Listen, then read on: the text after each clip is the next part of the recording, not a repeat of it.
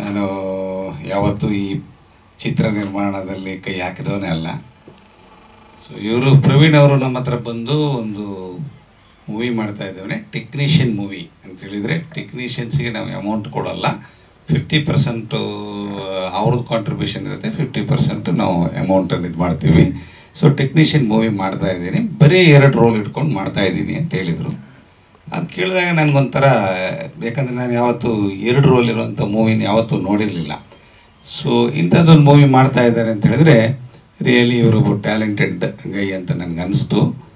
So ಹಾಗಾಗಿ ಒಂದು ಸಣ್ಣ ಕಾಂಟ್ರಿಬ್ಯೂಷನ್ ನಮ್ಮದೊಂದು ಇರಲಿ ಅಂತ ಹೇಳ್ಕೊಂಡು ನಾವು ಮುಂದೆ ಹೋಗಿ ಈ ಚಿತ್ರ ನಿರ್ಮಾಣ ಹಂತಕ್ಕೆ ಕೈ ಹಾಕಿದ್ವಿ. ಆಮೇಲೆ ಏನೇನೋ ಸಮಸ್ಯೆಗಳಾಗಿ ಅದು ಇಲ್ಲಿವರೆಗೆ ಬಂತು. ಅದು 2 ರೋಲ್ ಇರೋದು ಮಲ್ಟಿಪಲ್ ರೋಲ್ ಆಯಿತು. ಸೊ 15 ಲಕ್ಷದ ಹೋಗಿ ಅದೆಷ್ಟೋ ಆಯಿತು. ಸೊ ಅದೆಲ್ಲ ಆದಮೇಲೆ ಬಟ್ ಈಗ ಒಂದು ಹಂತಕ್ಕೆ ಬಂದು ನಿಂತಿದೆ ಅಂದರೆ ಆಲ್ಮೋಸ್ಟ್ ಮುಗಿದಿದೆ ಮೂವಿ. ಸೊ ಮೂವಿ ನೋಡುವಾಗ ನಮಗೂ ಬಹುಶಃ ಮೊದಲು ಎಣಿಸ್ಕೊಂಡು ಮೊದಲು ಭಾಳ ಎಂತೂಸಿಯಾಸಮ್ ಇತ್ತು, ಮಧ್ಯದಲ್ಲಿ ಒಂದು ಸ್ವಲ್ಪ ಎಂತೂಸಿಯಾಸಮ್ ಹೋಯಿತು. ಸೊ ಬಟ್ ಆ ಒಂದು ಎಂತೂಸಿಯಾಸಮ್ ಇನ್ನು ಪುನಃ ಬಂದಿದೆ ಅಂತ ಹೇಳ್ಬೋದು. ಯಾಕಂತ ಹೇಳಿದರೆ ಸೊ ಮೂವಿ ನೋಡಿದಾಗ ಇದು really it is worth it ಅಂತ ನನಗೆ ಅನಿಸ್ತು. ಹಾಗಾಗಿ ಮತ್ತೊಂದಷ್ಟು ದುಡ್ಡು ಹಾಕಿ ನಾವು ಅದನ್ನು ಕಂಪ್ಲೀಷನ್ ಮಾಡುವಂಥ ಒಂದು ಪ್ರಯತ್ನ ಮಾಡಿದ್ದೀವಿ. ಕಂಪ್ಲೀಷನ್ ಆಗಿದೆ, ಇವತ್ತು ನಿಮ್ಮ ಮುಂದಿದೆ, ಬಹುಶಃ ಮುಂದಿನ ತಿಂಗಳಲ್ಲಿ ರಿಲೀಸ್ ಆಗುತ್ತೆ.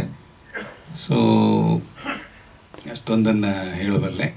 ಸೊ ಇನ್ನು ನಮ್ಮ ಚಿತ್ರದಲ್ಲಿ ನಾನು ನೋಡಿದ ಹಾಗೆ ಎಲ್ಲರೂ ಕೂಡ ಅತ್ಯಂತ ಅದ್ಭುತವಾಗಿ ನಟನೆ ಮಾಡಿದ್ದಾರೆ. ಅವರವರಿಗೆ ಕೊಟ್ಟಂಥ ರೋಲನ್ನು ಕರೆಕ್ಟಾಗಿ ಹೇಗೆ ಮಾಡಬೇಕು ಹಾಗೆ ಮಾಡಿ ಎಲ್ಲರೂ ಅವರವರ ಒಂದು ಇದನ್ನು ಮುಗಿಸಿದ್ದಾರೆ.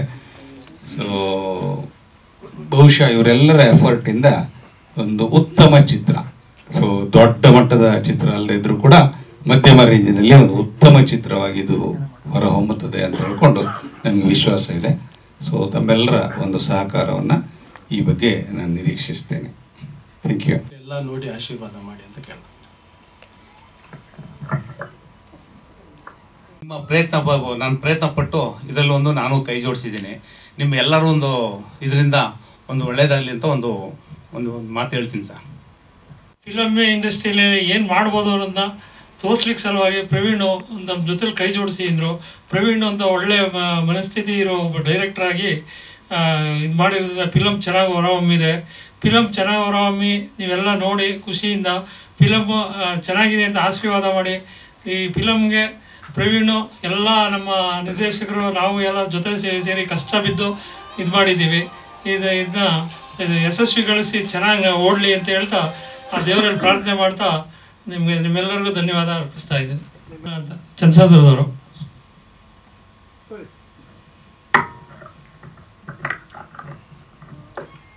ಎಲ್ಲರಿಗೂ ನಮಸ್ಕಾರ. ನಾನು ಎನ್ ರವೀಂದ್ರರಾವ್ ಅಂಥೇಳಿ 1976ನೇ ಇಸವಿಯಿಂದ ಇಲ್ಲಿಯವರೆಗೂ ಚಲನಚಿತ್ರರಂಗದಲ್ಲೇ ಇದ್ದೀನಿ.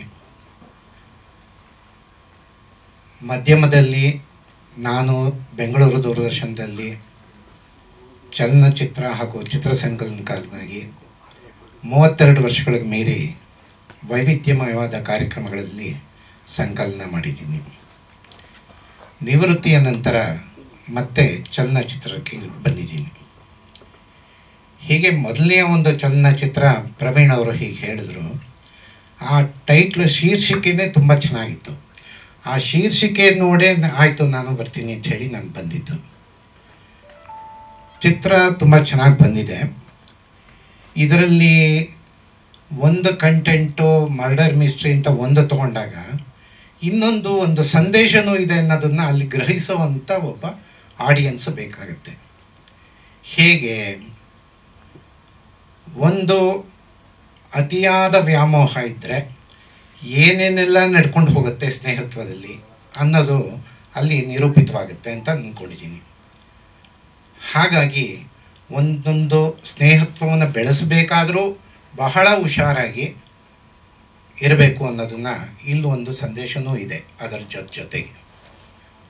ಹಾಗಾಗಿ ನಾನು ಕೊನೆಯಲ್ಲಿ ಕೇಳ್ಕೊಳ್ಳೋದೇನು ಅಂದರೆ, ಕರ್ನಾಟಕದ ಜನತೆ ದಯವಿಟ್ಟು ಥಿಯೇಟ್ರ್ಗಳಿಗೆ ಬಂದು ಚಲನಚಿತ್ರವನ್ನು ನೋಡಿ ಹರಸಿ ಹಾರೈಸಿ ಎಂದು ಹೇಳ್ತೀನಿ.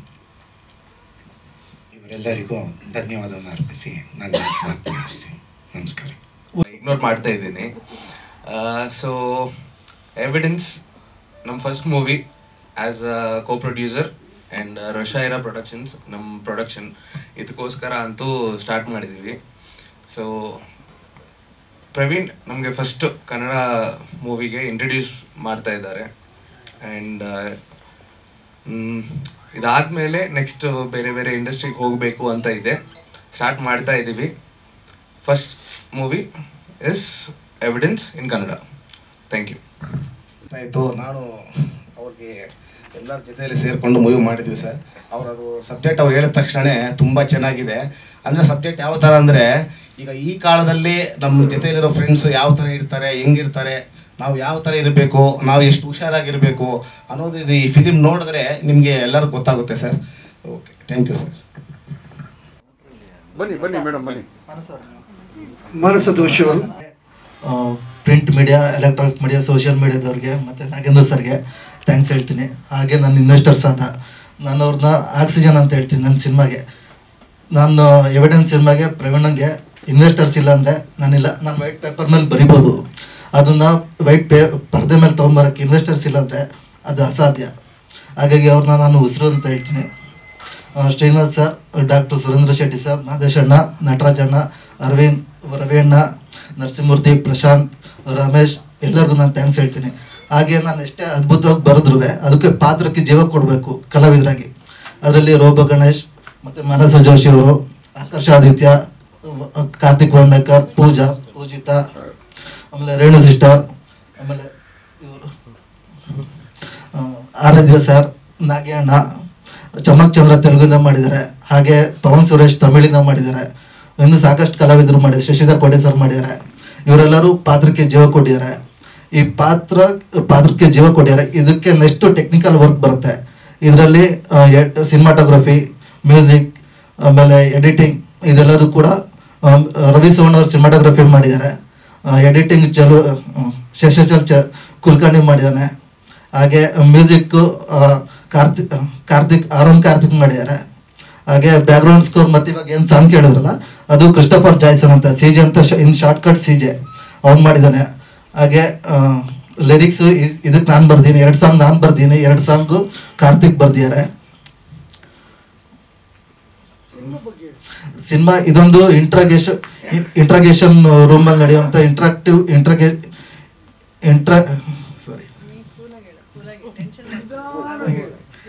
ಇಂಟ್ರಾಗೇಷನ್ ರೂಮಲ್ಲಿ ನಡೆಯೋ ಇನ್ವೆಸ್ಟಿಗೇಷನ್ ಬ್ಯಾಕ್ಡ್ರಾಪ್ ಅಲ್ಲಿ ನಡೆಯುವಂಥ ಒಂದು ಕ್ರೈಮ್ ಕಂಟೆಂಟ್ ಆಗಿದೆ. ಇದ್ರ ಜೊತೆಗೆ ಬ್ಯೂಟಿಫುಲ್ ಲವ್ ಸ್ಟೋರಿ ಇದೆ, ಟ್ರಯಾಂಗಲ್ ಲವ್ ಸ್ಟೋರಿ ಇದೆ. ಇದು ಒಂದು ಇಂಟ್ರಾಕ್ಷನ್ ಅಲ್ಲಿ ನಡೆಯುವಂಥ ಒಂದು ಕಥೆ ಆಗಿದೆ. ಇದಕ್ಕೆ ಪ್ರತಿಪಾದರು ಕೂಡ ಜೀವ ಕೊಟ್ಟಿದ್ದಾರೆ ಎಲ್ಲ ಕಲಾವಿದರು. ಹಾಗೆ ಈ ಸಿನಿಮಾಗೆ ಇನ್ನೊಂದು ಜೀವಾಳ ಅಂದರೆ ಮ್ಯೂಸಿಕ್. ಕ್ರಿಸ್ಟೋಫರ್ ತುಂಬ ಚೆನ್ನಾಗಿ ಬ್ಯಾಕ್ಗ್ರೌಂಡ್ ಸ್ಕೋರ್ ಮಾಡಿದ್ದಾನೆ.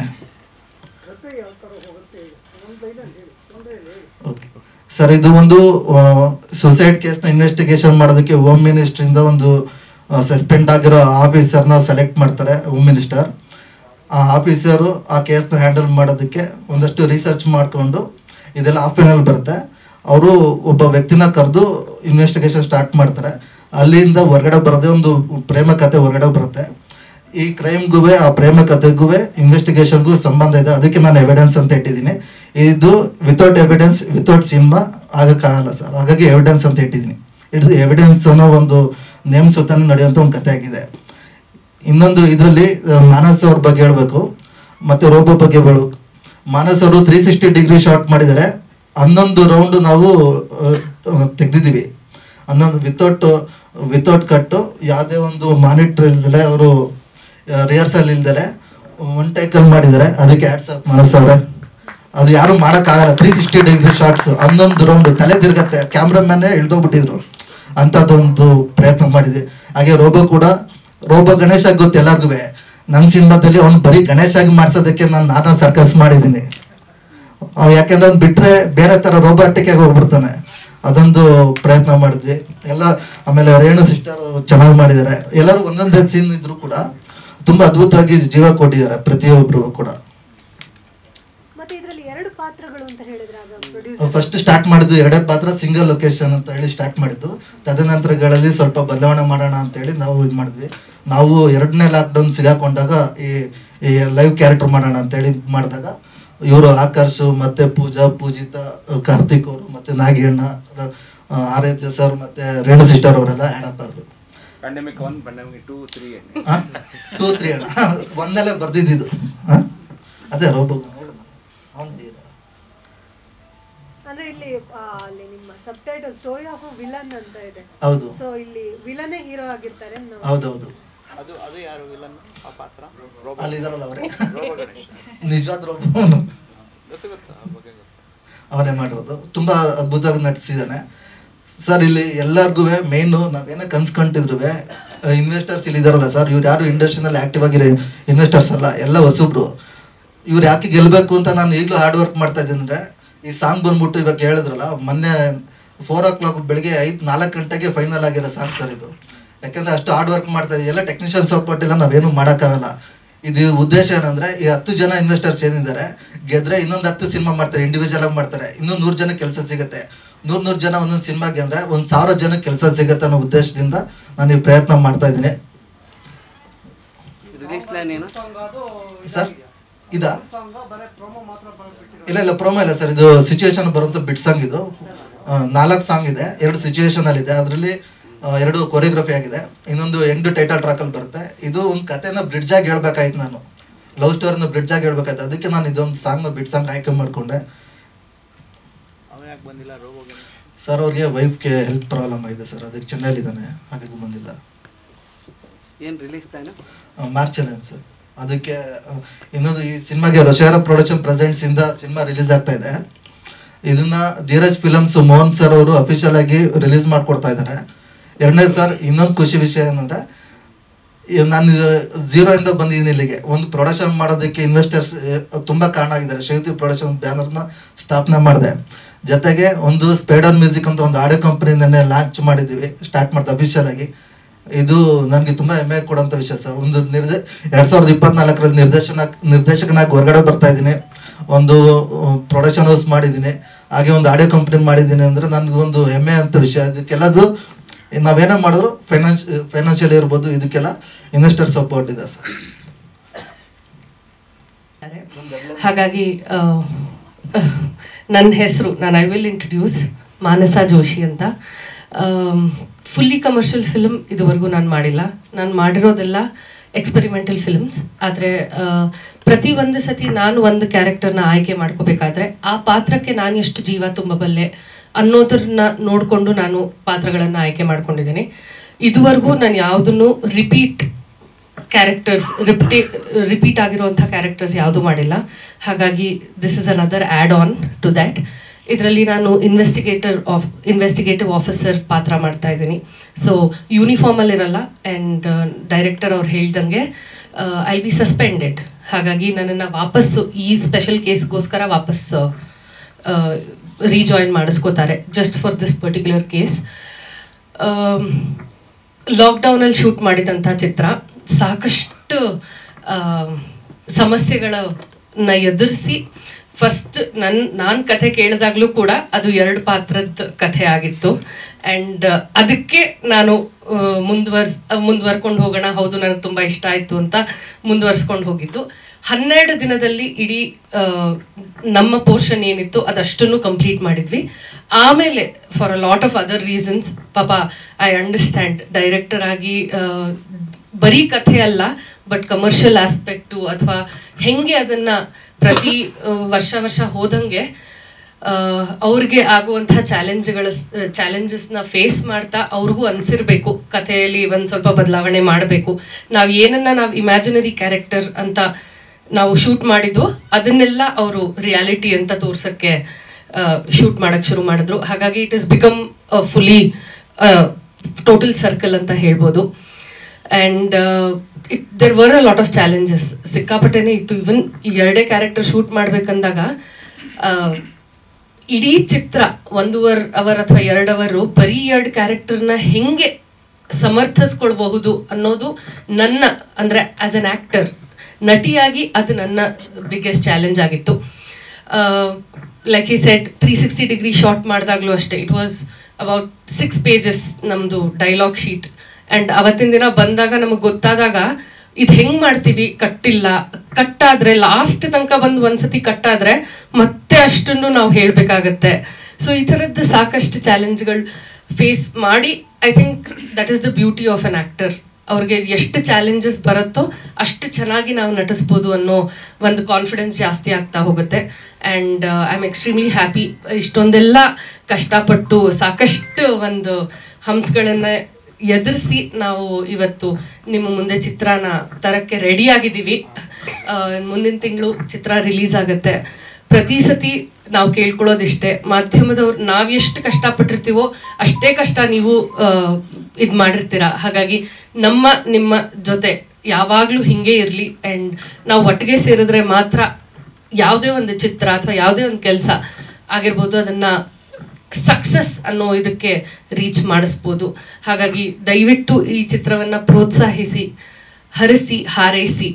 ಆ್ಯಂಡ್ ಒಂದ್ಸತಿ ನಿಮ್ಗೆ ಚಿತ್ರ ನೋಡಿದಾಗ ಅದರ ಒಂದು ಬ್ಯೂಟಿ ಎವಿಡೆನ್ಸ್ ಅಂತ ಯಾಕೆ ಇಟ್ಟಿದ್ದಾರೆ, ಅದರಲ್ಲಿ ಬರುವಂತಹ ಶೇಡ್ಸ್ ಎಲ್ಲವಾಗಲೂ ನಾವು ಬ್ಲ್ಯಾಕ್ ಆ್ಯಂಡ್ ವೈಟ್ ಅಂತ ಹೇಳೋಕ್ಕಾಗಲ್ಲ, ಆ ಗ್ರೇ ಶೇಡ್ಸ್ ಇರುತ್ತೆ. ಹಾಗಾಗಿ ಅದೆಲ್ಲದನ್ನು ಹೆಂಗೆ ಎಷ್ಟು ಭಿನ್ನವಾಗಿ ತೋರಿಸಬಹುದು ಅನ್ನೋದನ್ನು ಪ್ರವೀಣ್ ಅವ್ರು ತೋರಿಸಿದ್ದಾರೆ. ದಯವಿಟ್ಟು please be with us and thank you so much. ನಾಡೋಜ ಡಾಕ್ಟರ್ ಮಹೇಶ್ ಜೋಶಿ ಅವ್ರ ಮಗಳು. ಯಾರಿಗೆ ಗೊತ್ತಿರ್ಲಿಲ್ವೋ, ಸಾಕಷ್ಟು ಜನಕ್ಕೆ ಗೊತ್ತು. ಅಪ್ಪ ದೂರದರ್ಶನ್ ಡೈರೆಕ್ಟರ್ ಆಗಿದ್ರು. ಈಗ ರಿಟೈರ್ ಆದ್ಮೇಲೆ ಅವರು ಕನ್ನಡ ಸಾಹಿತ್ಯ ಪರಿಷತ್ತಿನ ಅಧ್ಯಕ್ಷರಾಗಿದ್ದಾರೆ. ನನಗೂ ತುಂಬಾ ಹೆಮ್ಮೆ ಇದೆ ನಾನು ಅವ್ರ ಮಗಳು ಅಂತ.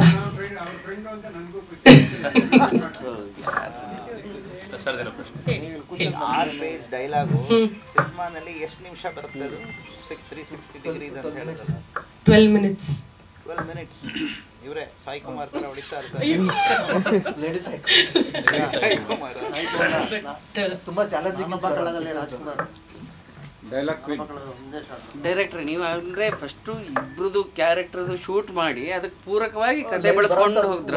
ಬರೋಂಥ ಪಾತ್ರಗಳನ್ನ ನಾನು ಲೈವ್ ಶೂಟ್ ಮಾಡಿದೆ. ಓಕೆ, ಫಸ್ಟ್ 2 ಪಾತ್ರ ಶೂಟ್ ಮಾಡಿದ್ದೆ. ಅವಾಗ ಎಷ್ಟು ಡ್ಯೂರೇಷನ್ ಇತ್ತು, ಆಮೇಲೆ ಕತೆ ಬೆಳೆಸಿದಾಗ ಎಷ್ಟಾಯ್ತು ಡ್ಯೂರೇಷನ್? ಅವಾಗ 50 minutes ಏನೋ ಇತ್ತು. ಅದಾದ್ಮೇಲೆ ಇವಾಗ 145 minutes ಮಾಡಿದ್ವಿ. ಕತೆ ಎಷ್ಟು ಹೇಳಕ್, ಆಮೇಲೆ ಇದು ನಾವು 2 ಕ್ಯಾರೆಕ್ಟರ್ ಬರ್ದಾಗ ಈ ಪಾರ್ಟ್ 2 ಮಾಡಿದ್ವಿ. ಪಾರ್ಟ್ 2 ಕತೆ ಮಾಡ್ಬೇಕಾಗಿತ್ತು. ಅದ್ರಲ್ಲಿರೋಂಥ ಒಂದು ಅಂಶಗಳು ಮತ್ತೆ ಇದರಲ್ಲಿ ಬರೋಂಥ ಲೈವ್ ಕ್ಯಾರೆಕ್ಟರ್ಗಳನ್ನ ನಾವು ಶೂಟ್ ಮಾಡಿದ್ವಿ. 50 minutes ಅಂದ್ರೆ ಫೀಚರ್ ಫಿಲಮ್ ಆಗಲ್ಲ. 50 minutes ಅಂದ್ರೆ ಹೌದು, ಫೀಚರ್ ಫಿಲಮ್ ಕ್ಯಾಟಗರಿ ಬರಲ್ಲ. ಹೌದೌದು, ಅದಕ್ಕೆ ನಾವು ಲೈವ್ ಮಾಡಿದ್ದು, ಲೈವ್ ಕ್ಯಾರೆಕ್ಟರ್ ಹಾಕೊಂಡು ಮಾಡಿದ್ದು. 145 minutes ಇದೆ ಸರ್. ಹಾಗೆ ಎಕ್ಸ್ಟ್ರೀಮ್ಲಿ ಸಾರಿ, ನನ್ನ ಟೆಕ್ನಿಷಿಯನ್ ಡಿಪಾರ್ಟ್ಮೆಂಟ್ನ ನಾನು ಒಂದ್ಸರಿ ಡೈರೆಕ್ಷನ್ ಡಿಪಾರ್ಟ್ಮೆಂಟ್ ಇಂಟ್ರೊಡ್ಯೂಸ್ ಮಾಡಬೇಕು. ನನ್ನ ಡೈರೆಕ್ಷನ್ ಡಿಪಾರ್ಟ್ಮೆಂಟಲ್ಲಿ ಕೆಲಸ ಮಾಡಿರುವಂಥ ನವೀನ, ಪವಮಾನ ಪವನ್, ಪುಷ್ಪಣ್ಣ, ಸತೀಶ್, ನರೇಂದ್ರ, ಮಂಜುಶ್ರೀ ರಾಘವ್, ಹಾಗೆ ಪ್ರಮೋದ್. ಆಮೇಲೆ ಈ ಲಿರಿಕಲ್ ವಿಡಿಯೋ ತುಂಬ ಚೆನ್ನಾಗಿ ಬರೋದಕ್ಕೆ ಸುಮಂತ್ ಕಾರಣ VFX ಜವಾಬ್ದಾರಿ ಅವರೇ ತೊಗೊಂಡಿದ್ದಾರೆ. ಅವ್ರಿಗೆ ನಾನು ಥ್ಯಾಂಕ್ಸ್ ಹೇಳ್ತೀನಿ. ಎಲ್ಲ ನನ್ನ ಜೊತೆ ಸಹಕಾರ ಕೊಟ್ಟಿರೋ ಎಲ್ಲ ಟೆಕ್ನಿಷಿಯನ್ಸ್ಗೂ ನಾನು ಥ್ಯಾಂಕ್ಸ್ ಹೇಳ್ತೀನಿ. ಸೊ ನಾನು ಫುಲ್ ಫ್ಲೆಜ್ ಹೀರೋ ಆಗಿ ಸಿನಿಮಾಗೆ ಬರಬೇಕು ಅನ್ನೋ ಕಾರಣಕ್ಕೆ ಕತೆಗಳನ್ನ ಕೇಳ್ತಿದ್ದೆ. ಇದಕ್ಕಿಂತ ಮುಂಚೆನೇ ಇನ್ನೊಂದು ಸಿನಿಮಾ ಆಗಿದೆ, ಬೈಕೆಗಳು ಬೇರೂರಿದಾಗ ಅಂತ.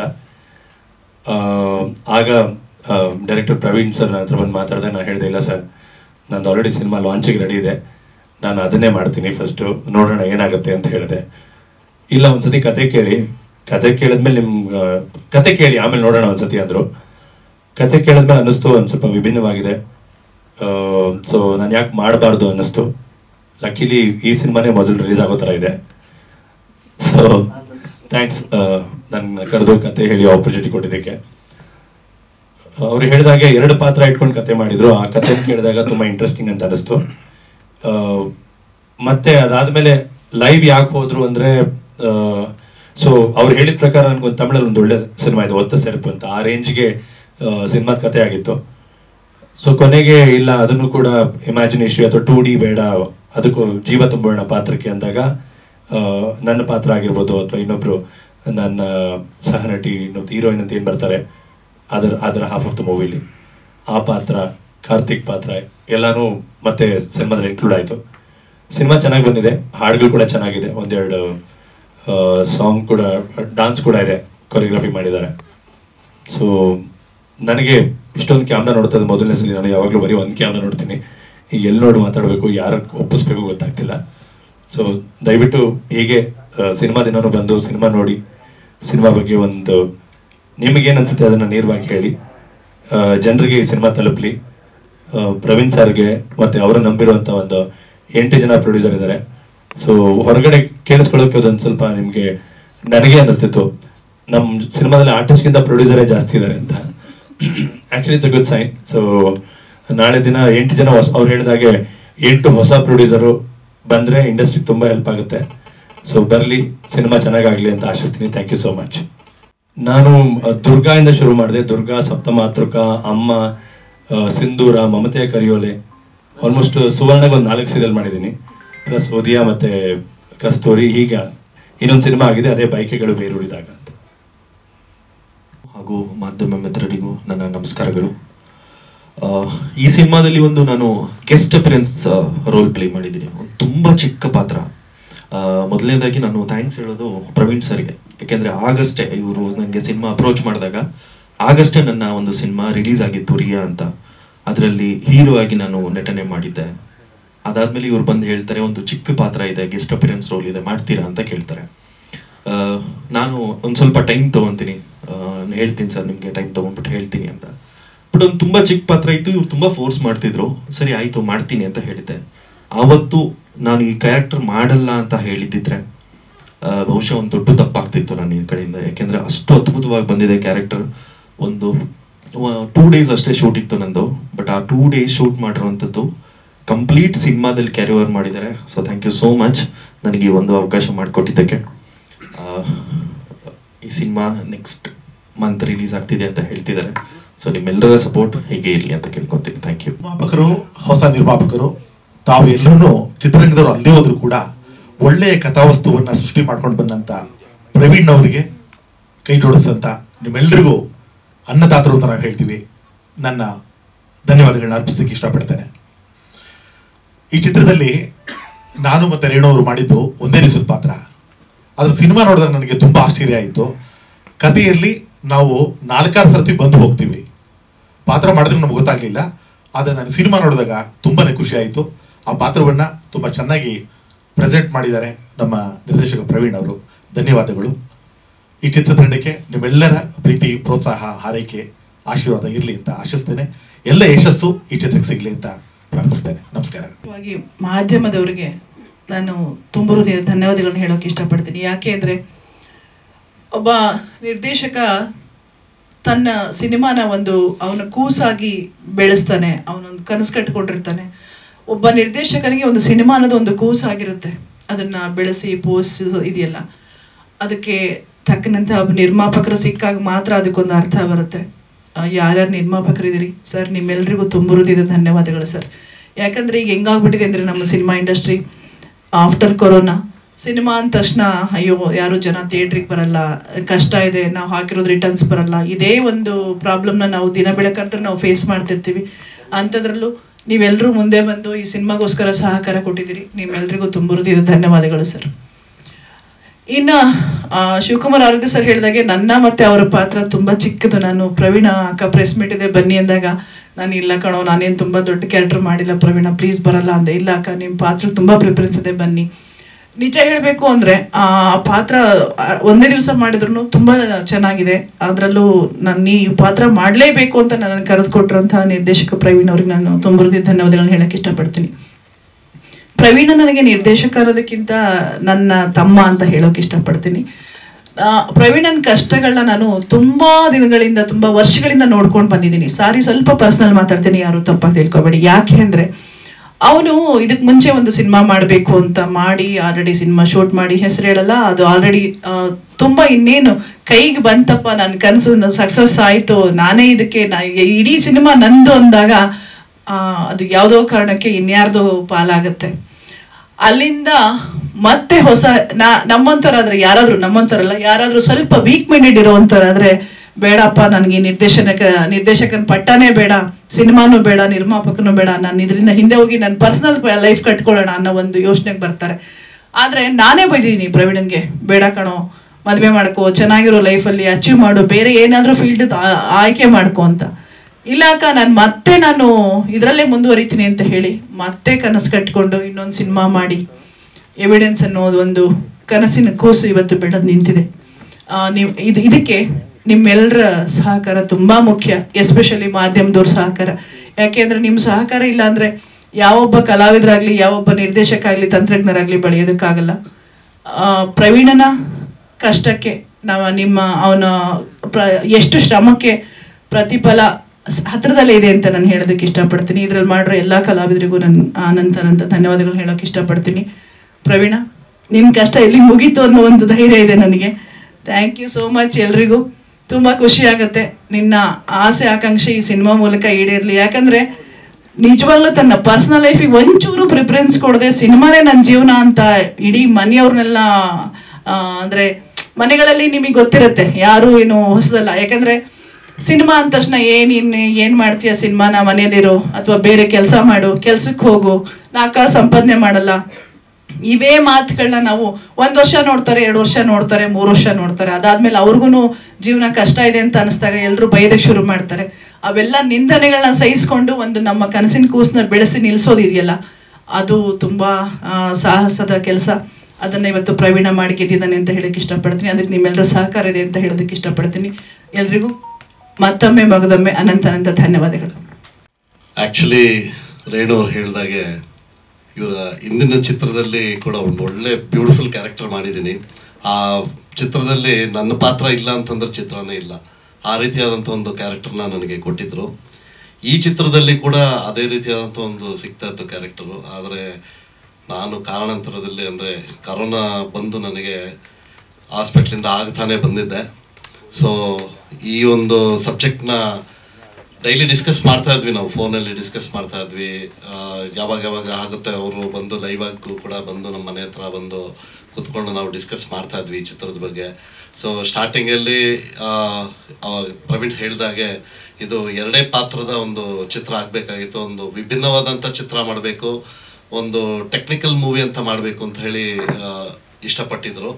ಆ ಒಂದು ಟೆಕ್ನಿಕಲ್ ಮೂವಿ ಒಂದು ಚಿಕ್ಕದಾಗಿ ಬಂದಿದ್ದರಿಂದ ಆ ಒಂದು ಮೂವಿಗೆ ಅವ್ರು ಹೇಳ್ದಾಗೆ ಚಲನಚಿತ್ರ ಅನ್ನಿಸ್ಕೊಳ್ಳಲ್ಲ ಅಂತ ಹೇಳಿ ಅದನ್ನು ಎಸ್ಟಾಬ್ಲಿಷ್ಮೆಂಟ್ ಇನ್ನೂ ಬೇರೆ ಪಾತ್ರಗಳನ್ನ ಮಾಡಿ ಅದನ್ನು ಎಸ್ಟಾಬ್ಲಿಷ್ ಮಾಡೋದಕ್ಕೆ ಪ್ರಯತ್ನ ಪಟ್ಟರು. ಅಂದರೆ ಈ ಎವಿಡೆನ್ಸ್ ಚಿತ್ರದಲ್ಲಿ ಯಾವ ಪಾತ್ರಗಳು ಬರುತ್ತೆ, ಒಂದು ಆ ಎಲ್ಲ ಪಾತ್ರಗಳಲ್ಲೂ ಮೋದಿಸ್ತಾ ಬಂದರು ಈ ಒಂದು ಪಾತ್ರದಲ್ಲಿ.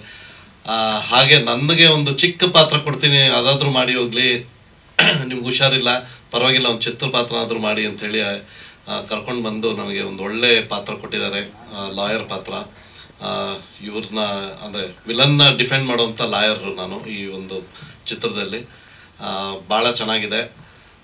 ಚಿಕ್ಕ ಪಾತ್ರ ಆದರೂ ಆ್ಯಕ್ಚುಲಿ ನಾನು ಎಲ್ಲಿ ಹೋದ್ರೂ ಯಾರ್ಯಾರು ಈ ಒಂದು ಚಿತ್ರನ ನೋಡಿದ್ದಾರೆ, ಈ ಒಂದು ಚಿತ್ರದ ಬಗ್ಗೆ ಗೊತ್ತಿದೆ, ಎಲ್ಲರೂ ನನ್ನನ್ನು ಆ ಪಾತ್ರದಿಂದ ಇವತ್ತು ಗುರುತಿಸೋಕ್ಕೆ ಸ್ಟಾರ್ಟ್ ಮಾಡಿದ್ದಾರೆ.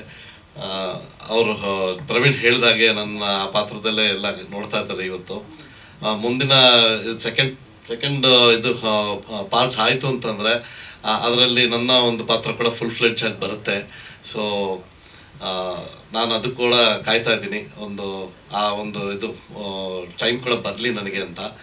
ಈ ಚಿತ್ರರಂಗಕ್ಕೆ ನಾನು ಬಂದು ಒಂದು ಬಹುಶಃ 25 ಇಯರ್ಸ್ ಆಯಿತು. 25 ಇಯರ್ಸ್ ಆದರೂ ಯಾರಿಗೂ ಗೊತ್ತಿಲ್ಲ ನಾನು ಈ ಚಿತ್ರರಂಗದಲ್ಲಿ ಇದ್ದೀನಿ ಅಂತ.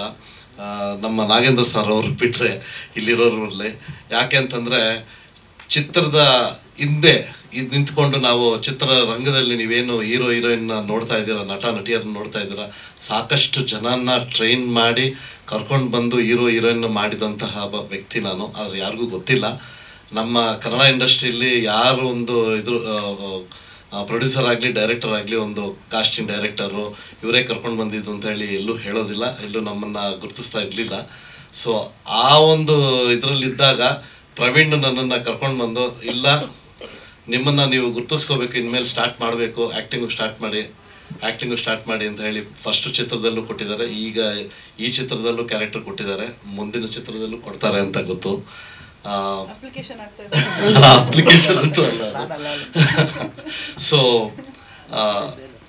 ಅವರು ಒಂದು ಕೊಟ್ಟಿರುವಂಥ ಕ್ಯಾರೆಕ್ಟರು, ನನ್ನ ಕ್ಯಾರೆಕ್ಟರ್ ಏನಿದೆ ಎಲ್ಲ ಚೆನ್ನಾಗಿ ಬರಬೇಕು ಅಂತಂದರೆ ನಿಮ್ಮ ಮಾಧ್ಯಮ ಮಿತ್ರರ ಮೂಲಕನೇ ಬರಬೇಕು. ಯಾಕೆಂದರೆ ನಾವೇನು ಕಷ್ಟಪಟ್ಟಿರ್ತೀವಿ ಶ್ರಮನ, ಆ ಒಂದು ಶ್ರಮನ ಜನಕ್ಕೆ ತಲುಪಿಸುವವರು ನೀವೇ. ನೀವು ಕರೆಕ್ಟಾಗಿ ನಮ್ಮನ್ನು ತಲುಪಿಸಿದ್ರೆ ನಾವೆಲ್ಲರೂ ಒಂದು ನಮ್ಮ ಶ್ರಮಕ್ಕೆ ಒಂದು ಬೆಲೆ ಸಿಗುತ್ತೆ.